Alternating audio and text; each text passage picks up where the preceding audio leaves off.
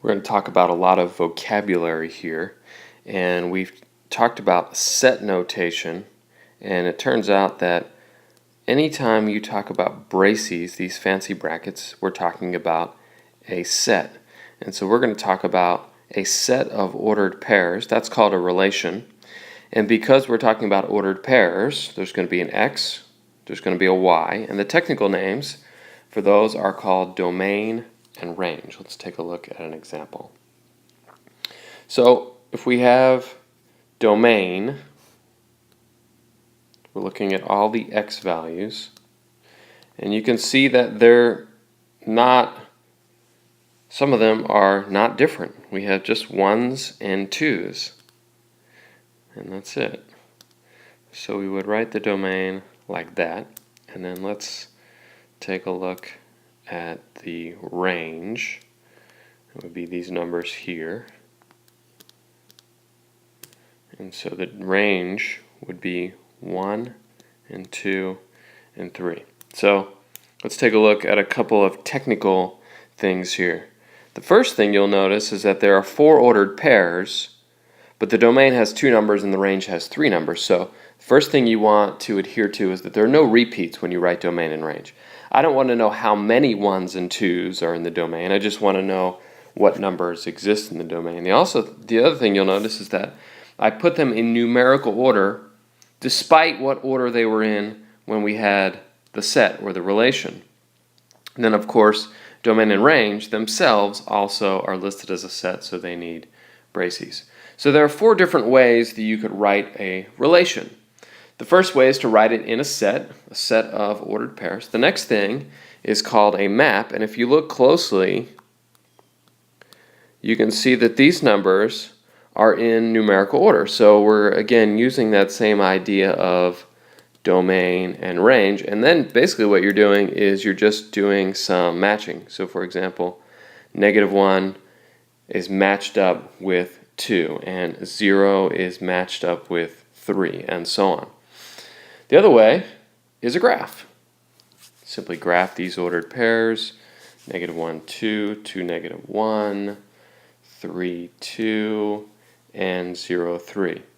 The other thing I want you to notice as we graph this is the fact that I didn't connect all these dots. These are just 4 random points, and we'll talk about at the end of the podcast when and why we would connect dots, but we're not doing it right now. And the fourth way is to just simply represent this as a table of values. When we have a table, we call all the x's the inputs, and we call all the y's the outputs. And we're going to see that in an example in just a moment. Before we go any further, let's just view some specific vocabulary for the coordinate plane, also known as the Cartesian plane. We have the x and y axis, we have the origin, which is 0, 0, and then we have these quadrants, and the quadrants start in the top right, that's quadrant 1, and then we proceed around in a counterclockwise direction to quadrant 2, quadrant 3, and quadrant 4. Next, let's talk about functions. Right here is sort of a book definition of what a function would be: relations in which each member of the domain is matched with exactly one member of the range. The best way to think about a function is to look at the domain, look at the x values, and see if any of those repeat. So let's take a look at some examples.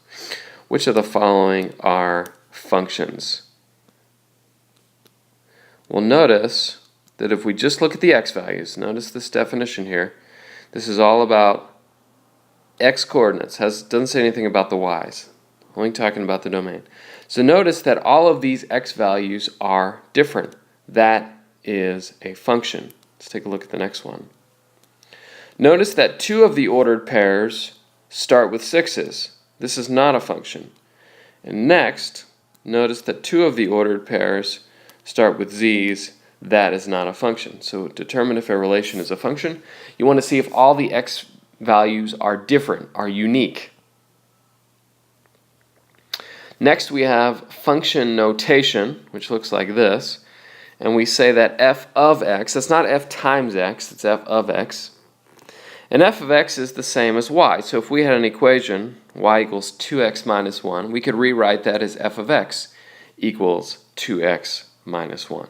And let's see how we use function notation. Remember that we talked about inputs and outputs. Inputs are x and outputs are y. We also call them the independent variable and the dependent variable. Independent means we're going to plug in an x and we're going to get out a y. So we say y depends on x. So let's do an example where we find f of 3. So f of 3, while it may look complicated, it really means one thing. Plug in. Plug in 3 wherever you see an x. So all you have to do is do that arithmetic. F of 3, 6 minus 1 is 5. And below we have sort of the interpretation of what that means. If we plug in 3, we will get 5. So we say the value of the function is 5 at 3, or the y-coordinate, the output that corresponds to an input of 3 is 5. Inputs, outputs.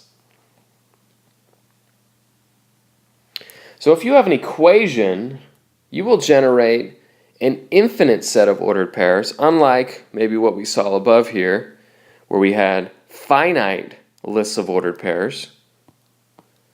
When you have an equation, you will get an infinite because you could just keep on plugging in x's, and therefore you would keep getting new y values. Every input will create an output. So we could create a graph by simply plugging in values or making a table of values. So for example, if we plugged in, say, 3, input of 3, we would get an output of 5. And that's the same thing as saying f of 3 is 5. Let's do another one. What if we plugged in negative 1? F of negative 1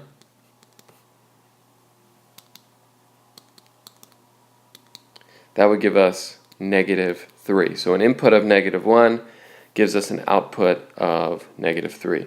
And finally, why don't we do f of 0? If we plug in 0, we'll get negative 1. 2 times 0 is 0. Therefore, an input of 0 is an output of negative 1. So if we were to graph those ordered pairs that we just got, all the inputs and outputs, we have 3, 5. We had, what was the other one we did? We did negative 1, and we got negative 3. And then we did 0, and we got negative 1. And so because we're generating an infinite number of ordered pairs, this was just 3 out of the infinite that we could have chosen, we're actually going to get a line now. Now we can make a connection. That's going to represent the idea of infinity, the infinite number of ordered pairs. Let's take a look at one other graph. I'm going to use the following inputs. Remember that y is the same thing as f of x, so I could rewrite this as 1/3 x plus 2 equals f of x. And let's do some inputs and outputs. So f of 3.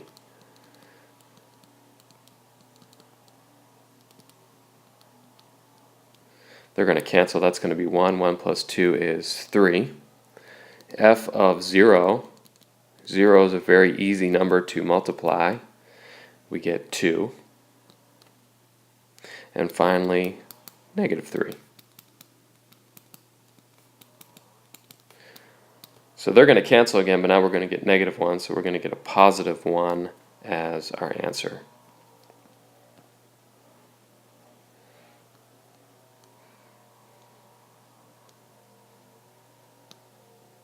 So if we graph those 3 points, connect them with a straight line, there is our graph.